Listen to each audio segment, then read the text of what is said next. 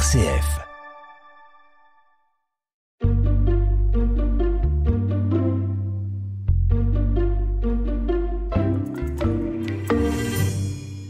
Lucille Fontaine, vous êtes assistante de galerie au Comédia à Brest. Une nouvelle exposition jusqu'au 23 juillet. On parle du street art et ce n'est pas la première fois que vous vous intéressez à cette thématique. C'est vrai que la thématique actuelle, donc le street art, c'est la deuxième fois qu'on la propose à la galerie.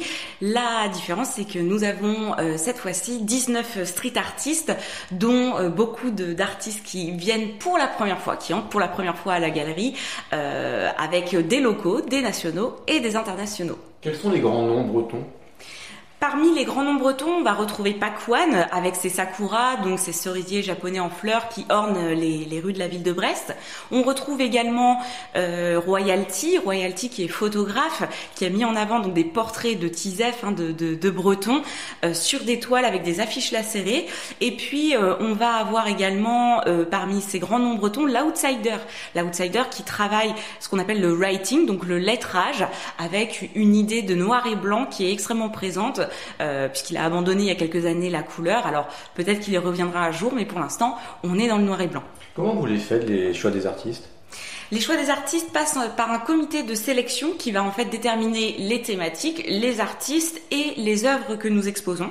Et donc à partir de ce comité de sélection, certains artistes, soit sur candidature spontanée, soit parce qu'ils ont été repérés par le comité de sélection, vont être appelés et puis ensuite le choix se fait entre la galerie et l'artiste. Et le street art, Lucille Fontaine n'a pas forcément sa place ailleurs non plus. Il faut des galeries pour exposer ses œuvres. Alors on pense néanmoins quand même, comme c'est de l'art de rue, au mur, dans les villes.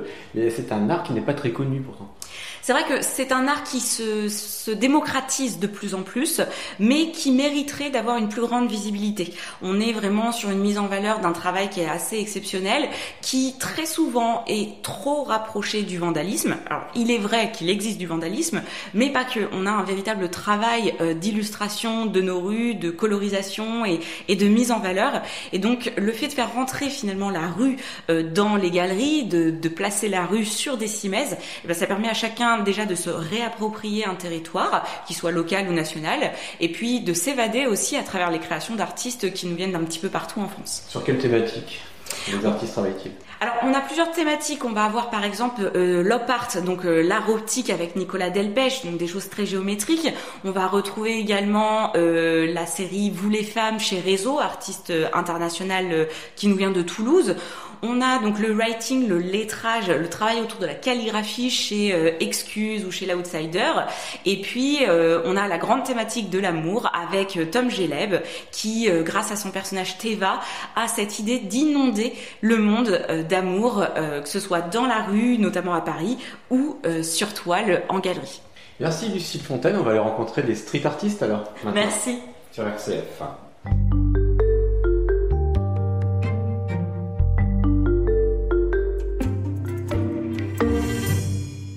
Je m'appelle Yann Lebert, mon pseudonyme de graffiti c'est l'Outsider. Donc le nom d'artiste que j'utilise c'est l'hybridation des deux, Yann l'Outsider. Je suis né à Quimperlé, j'ai vécu longtemps à Paris pour mon travail, mais je suis maintenant depuis une dizaine d'années à Pont-Aven. Ça vous inspire Pont-Aven d'ailleurs, la cité des peintres ? Alors, j'aime bien l'énergie de la peinture qu'il y a dans ce lieu, dans le sens où il y a énormément de propositions artistiques. Le musée est très agréable à suivre, mais j'ai pas de connivence avec l'école de Pont-Aven. Mais il y a quand même une belle énergie de la peinture.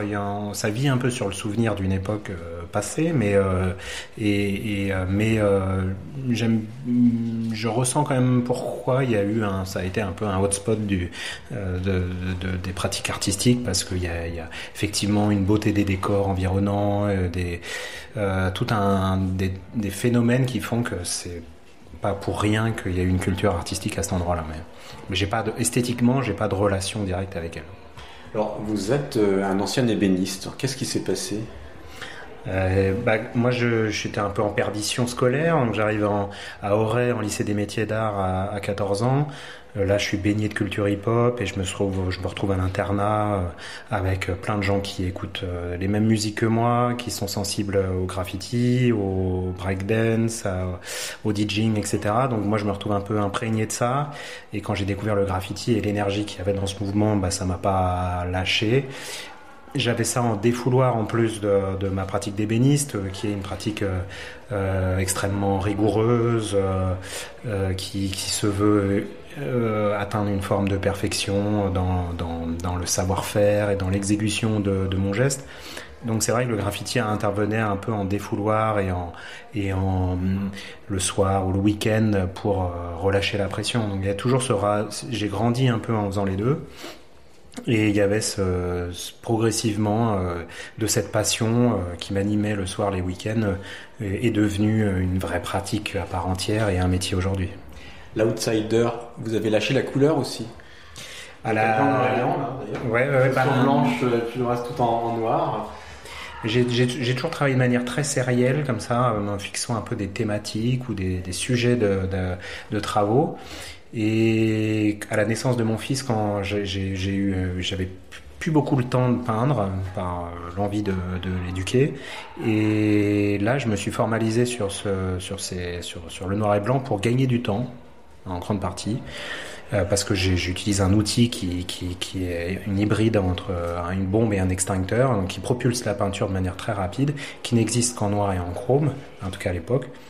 Et il y avait cette volonté de peindre très rapidement, parce que j'avais des créneaux d'une demi-heure, d'une heure, et qui me permettaient pas de passer des journées entières à peindre comme je le faisais avant.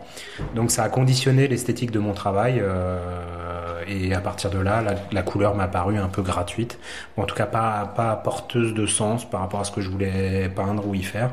Et je trouvais ça intéressant d'avoir avec très peu d'outils, ce qui est un peu la base aussi du graffiti, c'est finalement qu'est-ce qu'on peut faire avec très peu de moyens, avec très peu de choses, et donc trouver ses propres supports, peindre avec le minimum de matériel parce qu'on vient de milieux populaires où finalement dépenser le moins d'argent est un peu le but.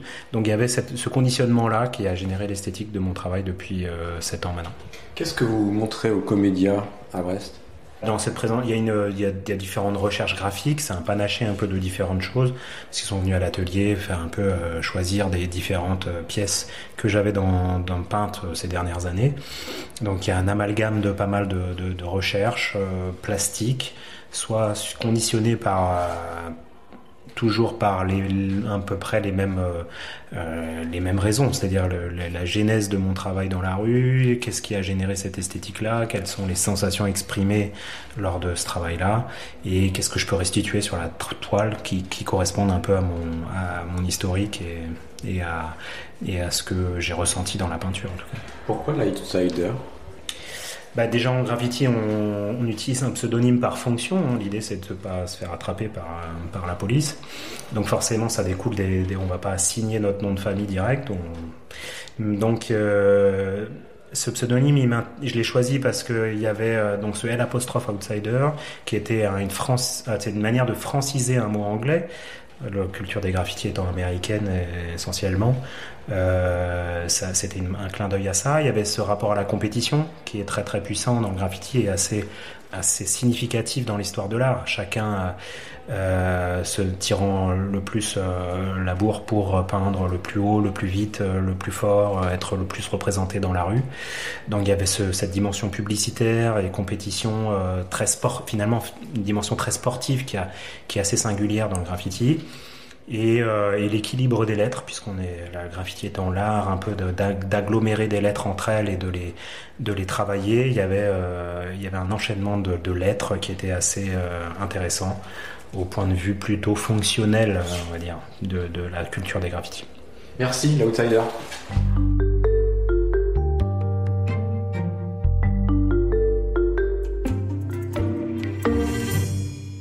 Je m'appelle Violaine Pondard, je suis journaliste et auteure de livres consacrés aux arts urbains et au street art. Vous allez intervenir au mois de juin au Comédia à Brest ? Oui, j'interviens le 18 juin lors d'une rencontre et dédicace en début d'après-midi. Et à partir de 16h30, j'animerai une conférence sur le street art pour présenter à la fois le mouvement, comment il s'intègre ou en tout cas comment il descend de son prédécesseur, le graffiti, en présentant la différence entre les disciplines, les pratiques qui sont observées dans ces mouvements, et puis une présentation de l'ensemble des artistes qui sont présents au Comédia. Est-ce qu'on peut refaire un petit peu l'histoire? Alors, vous avez parlé de différents mouvements. Quels sont-ils? Alors, on est dans la rue, et puis ici, par exemple, au Comédia, on n'est pas dans la rue. On présente des œuvres qui auraient pu aussi être à l'extérieur. Alors en fait, le street art, c'est vrai qu'il trouve naissance, ou on a tendance à dire qu'il trouve naissance dans les racines du graffiti. Le graffiti qui serait né à New York dans les années 60-70 sur les rames de métro. Mais le street art est bien plus ancien que ça, parce qu'en fait, c'est le fait même d'écrire dans la rue. Et de tout temps, on a trouvé de l'écriture dans la rue. Après, on peut parler d'une forme d'histoire, en tout cas, en parlant de certains représentants majeurs de ce mouvement, comme Jacques Villeglé qui travaillait les affiches, comme Ernest Pignon-Ernest avec les pochoirs. Voilà, on peut remonter comme ça un petit peu l'histoire. Et là, en effet, les artistes qui sont présents aujourd'hui, c'est des artistes qui sont présents au Comédia, c'est des artistes qui ont travaillé dans la rue, qui ont eu tout à coup cette soif, cette appétence, cette excitation, cette adrénaline d'aller peindre dans la rue, avec la bombe, avec le marqueur, avec de la peinture acrylique, avec tout ce type d'outils, mais qui ont fait évoluer leur pratique et qui ont aujourd'hui une pratique d'atelier, et c'est cette pratique d'atelier qu'ils viennent présenter au Comédia. Mais on ne travaille pas de la même manière, Violaine Pondard, dans la rue et en atelier. On n'est pas confronté aussi au regard des gens? Non, évidemment, c'est ce qui fait le changement de ton, de tonalité. Il y a un peu d'urgence, d'adrénaline, comme on disait, pour tout ce qui est écriture, graffiti, street art. Alors, le street art, c'est aussi le collage, les installations, le pochoir. Ça va bien au-delà du travail de la bombe. Et tout ça se fait un peu dans l'urgence, la plupart du temps. Aujourd'hui, de moins en moins, parce que c'est de plus en plus toléré par le public et les forces de l'ordre aussi. Quand on voit un artiste dans la rue, c'est plus du tout réprimé comme c'était avant. Parce on embellit les murs. On sait qu'on embellit les murs, donc c'est bien plus accepté par la population. Et le travail en atelier, c'est un travail qui est beaucoup plus sur de la recherche, sur de la réflexion, sur des inspirations, sur d'autres outils, d'autres techniques. Et là, les artistes se donnent du temps, finalement. Donc, ils vont pouvoir montrer leur travail. Après, certains ont passé une année à réaliser certaines de leurs œuvres. Et puis après, justement, il y a cette possibilité de montrer leur travail qui est bien différent de la rue. Comment vous êtes arrivé, vous, à vous intéresser à ce mouvement, au street art? Moi, ça fait une dizaine d'années que je m'intéresse au mouvement. Je suis rentrée par la porte de l'écriture sur un blog qui s'appelle Street Art Avenue, où je réalisais des portraits d'artistes. Dans le même temps, je suis partie vivre une année en Angleterre, à Bristol, qui est la ville de Banksy, pour ceux qui connaissent, qui est le street artiste le plus connu au monde, qui reste toujours anonyme, c'est le plus connu tout en étant inconnu. Et puis, je fais partie d'une association à Vannes qui s'appelle L'Art prend la rue, qui pose la question de la création dans l'espace public.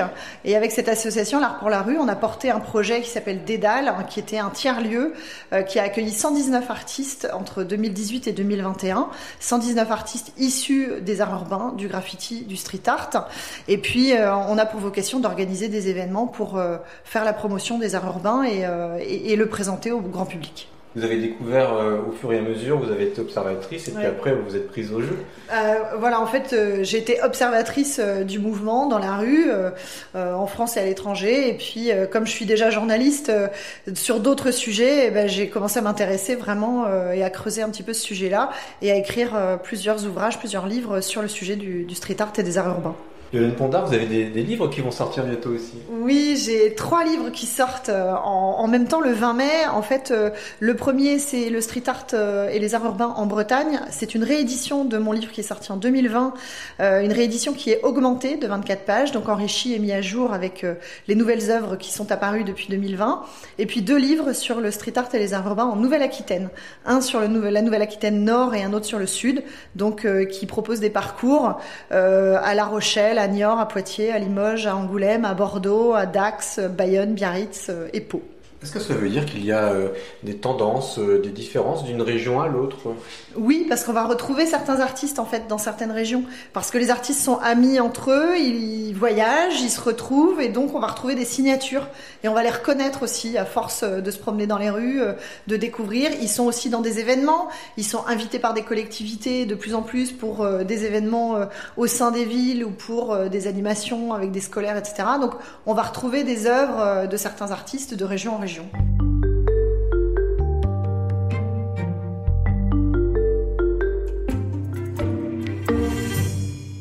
Excuse, vous pouvez vous présenter Alain?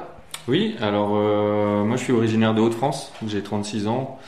J'ai fait du graffiti pendant une vingtaine d'années et aujourd'hui je suis plutôt dans du muralisme en fait. Ça a évolué dans du muralisme et des arts plastiques en fait. C'est quoi le muralisme?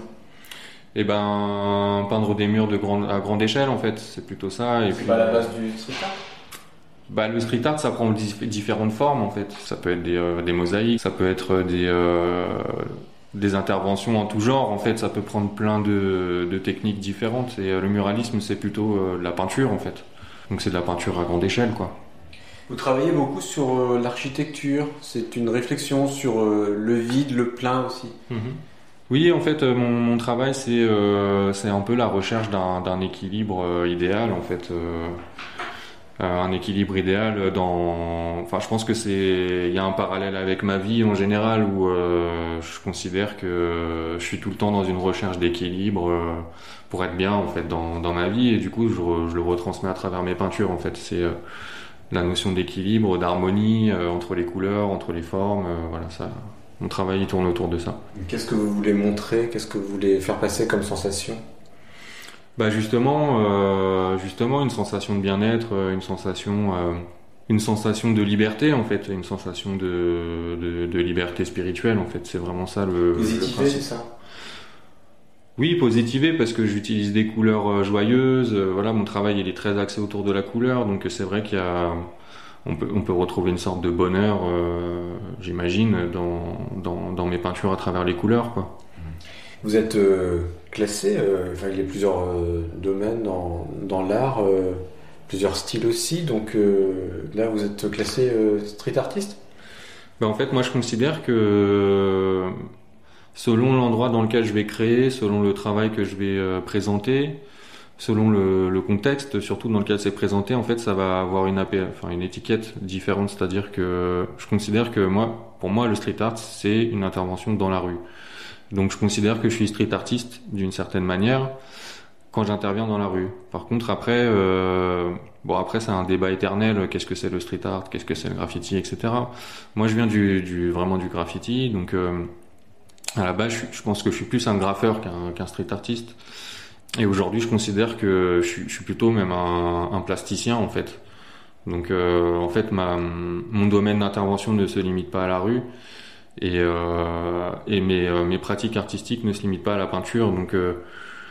Donc voilà, je pense que le terme qui résume le mieux, ça serait les arts plastiques, en fait. Donc, je me considère plus comme un plasticien aujourd'hui. Excuse, j'imagine qu'être exposé dans une galerie d'art, c'est important pour vous, avec d'autres artistes aussi, qu'il y ait un focus qui soit fait sur le street art en général, hein. Mm-hmm. C'est important pour moi parce que ça me permet de montrer mon travail déjà. C'est aussi, on va pas se cacher, la vente d'œuvres qui me permettent de vivre. Donc c'est important pour moi de vendre aussi ce que je peux faire. Ça permet de démocratiser un petit peu ce qu'on fait et de montrer qu'un graffeur à la base c'est pas forcément un délinquant et que derrière il y a un artiste qui se cache en fait, et le fait que ce soit considéré comme un acte de vandalisme, le graffiti, ça donne toujours il y a toujours une mauvaise image autour de cette pratique là, et c'est vrai que de faire des expos et de faire de l'art urbain, ça permet aux gens de comprendre un petit peu mieux ce qu'on peut faire. Après, il y a toujours des a priori, il y a toujours aussi, on a beau exposer dans des lieux qui sont hyper, qui valorisent nos travaux, et on a beau faire des choses dans la rue qui sont accessibles, c'est pas forcément, il y a toujours quand même un côté un peu péjoratif aussi, où à partir du moment où moi je considère. Comment ça se passe chez vous dans les Hauts-de-France? Moi, ce que je peux dire, c'est que dans mon département, dans l'Oise et dans la Somme, dans le département qui est voisin, ça commence seulement à bouger un petit peu à ce niveau-là. On peut voir, par exemple, à Amiens, l'année dernière, ils ont fait un parcours d'art urbain, donc dans un quartier qui s'appelle le quartier Saint-Leu. Donc il y a des artistes qui ont été invités à faire des interventions dans l'espace public. Donc invités par la mairie. Voilà, exactement. Mais c'est le premier événement de ce type-là qui a lieu dans la métropole d'Amiens, qui est quand même la plus grande ville de l'ancienne Picardie. Donc voilà, il y a des initiatives qui sont prises par certaines mairies. Moi, je travaille beaucoup avec la mairie de Creil aussi, qui a une politique culturelle hyper intéressante et hyper riche. Donc il y a des chouettes projets qui se font, mais quand je compare avec d'autres villes. Je sais pas, comme Toulouse, Lyon, forcément c'est pas la même ampleur d'initiative, quoi. Ça doit venir de qui alors? C'est une volonté politique ou ça doit venir des jeunes peut-être, des quartiers? Non, je pense que ça doit venir de tout le monde en fait. C'est aussi bien aux artistes de montrer qu'ils existent et de montrer qu'ils ont envie de faire des choses, s'ils veulent faire des choses. Et aussi aux politiques d'avoir cette dynamique culturelle. Chacun a un peu sa responsabilité dans l'histoire, quoi. Après, en tant qu'artiste, nous on a beau faire tout ce qu'on veut, si politiquement derrière c'est complètement rejeté, ça reste compliqué. Donc il faut que les mairies jouent le jeu, il faut que les artistes soient disponibles aussi pour répondre si la mairie veut jouer le jeu, quoi.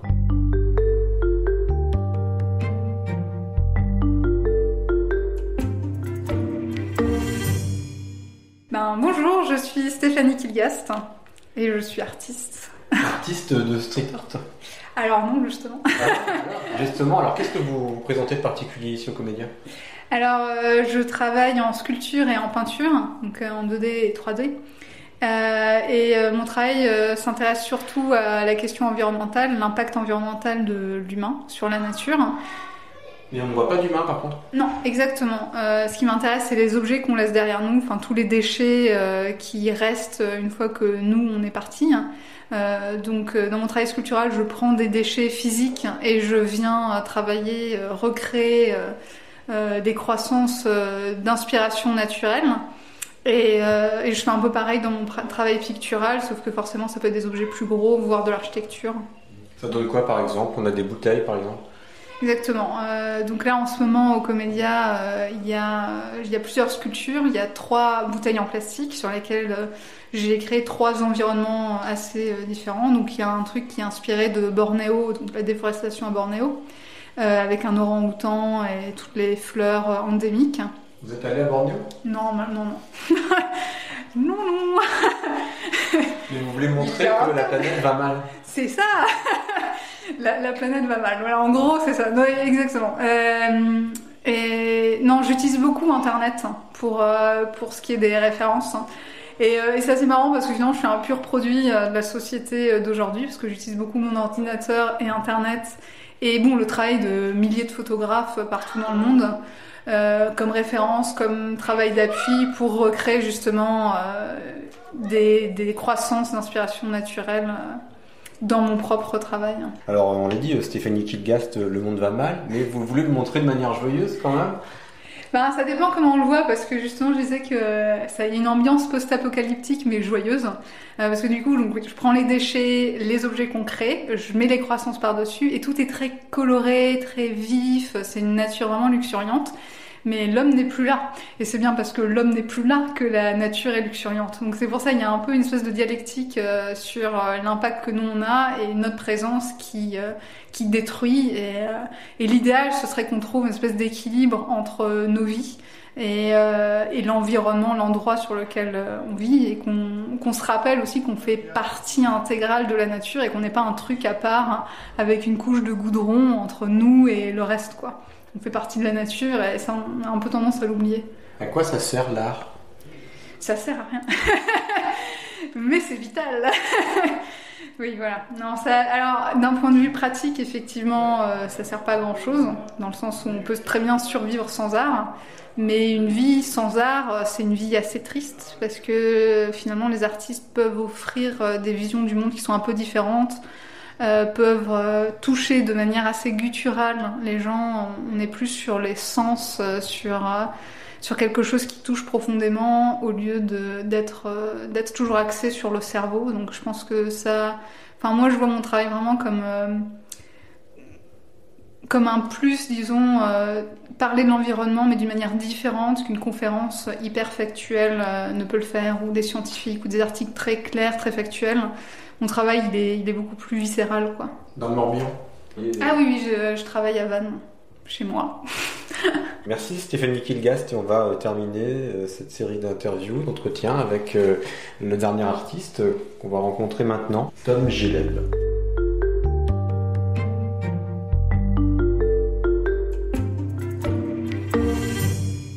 Alors moi c'est Thomas Gélébard, mais je signe Tom Géleb.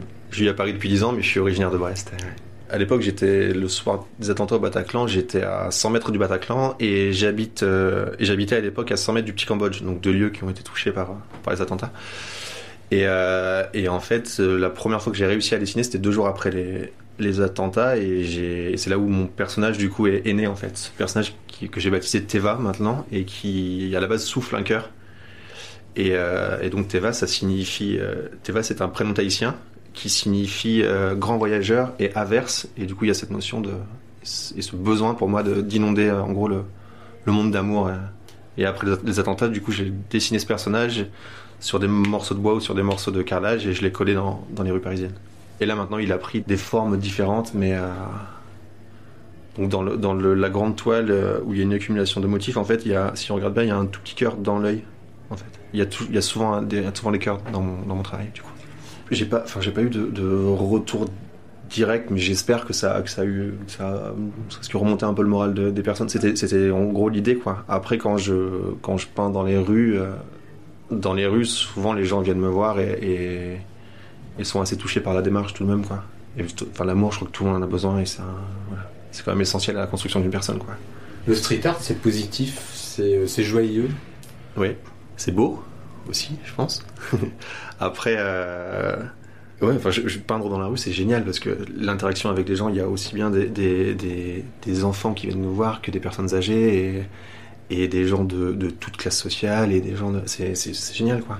Mais là, ce que vous montrez tous ici, ça a été peint en atelier. Ouais. Et alors la différence entre l'atelier et la rue, quelle est-elle ? C'est-à-dire qu'il n'y a pas la même adrénaline, par exemple ? Ouais, en termes d'adrénaline, ça n'a rien à voir, effectivement. L'atelier, c'est un côté plus introspectif, du coup. On est vraiment, moi, en tout cas, pour ma part, je suis vraiment dans ma petite bulle, et il y a surtout quand je fais des petits motifs, en fait, j'ai l'impression dans un premier temps, je fais le point sur plein de choses, dans tout ce qui se passe dans ma tête, dans ma vie, et au bout d'un moment il y a une espèce de transe qui opère, et du coup tout se fait de manière hyper intuitive et hyper instinctive, en fait. Ça, c'est le travail en atelier. Et le travail dans la rue, je sais pas, il y a toujours c'est un travail qui est beaucoup plus haché, beaucoup plus morcelé, parce que pour moi en tout cas, parce que les gens viennent me voir, viennent parler avec moi, et mais il n'y a pas une nécessité de finir aussi rapidement le travail, parce que en fait, moi je peins pas à la bombe. La bombe a ce côté-là qui peut être un peu effrayant pour les gens qui connaissent pas le graffiti ou le street art, en gros, mais parce que ça a ce côté dégradation dans l'esprit de beaucoup de personnes. Et moi, je suis vandalisme. Et moi, en fait, je suis soit au pinceau, soit au marqueur, et des murs illégaux. Parfois, je vais passer une journée entière dessus. Donc, les gens pensent qu'au final, c'est légal. Et c'est là où, du coup, le fait d'être complètement détendu et en train de faire quelque chose, les gens, pour eux, c'est illégaux, mais on vous dit rien. Voilà, c'est ça. Mais parfois, plus c'est gros, plus ça passe. C'est fou, mais ouais. Ça veut dire qu'il y a des nouvelles mentalités peut-être dans les municipalités. Je pense d'ailleurs, je sais qu'à Paris, il y a certaines écoles qui font des parcours street art avec les enfants, quoi. C'est génial. Enfin, c'est l'art d'aujourd'hui, et je pense que c'est l'art de demain aussi, quoi. Et vous avez vu quelque chose de ce type-là à Brest ? À Brest, donc sur le port, il y a beaucoup de choses, mais la différence avec Paris, c'est du coup Paris, dans le cœur de Paris, il y a vraiment du graffiti ou du street art partout. Il y a beaucoup de choses collées, il y a beaucoup de... À Brest, dans le centre-ville, il n'y a pas grand-chose, je trouve. J'ai vu qu'il y avait un quartier de Brest où les façades des maisons avaient été colorées, et ça c'était génial déjà, juste ça. Quand j'avais vu ça. Ouais, c'est ça. Je trouve la démarche hyper sympa, quoi. Il y a Recouvrance où il y a des grandes façades qui sont faites, mais la différence avec Paris, par exemple, c'est que à Paris, tous les rideaux de fer des magasins, toutes ces choses-là sont peintes, donc en fait, même le soir, la ville prend une autre dimension, quoi. Une fois que tous ces commerces ferment, on voit des œuvres apparaître de tous les côtés, et ça, c'est génial, quoi. Et je trouve que ça me manque un peu ici. Retrouvez dès à présent ce magazine en podcast sur notre site internet rcf.fr.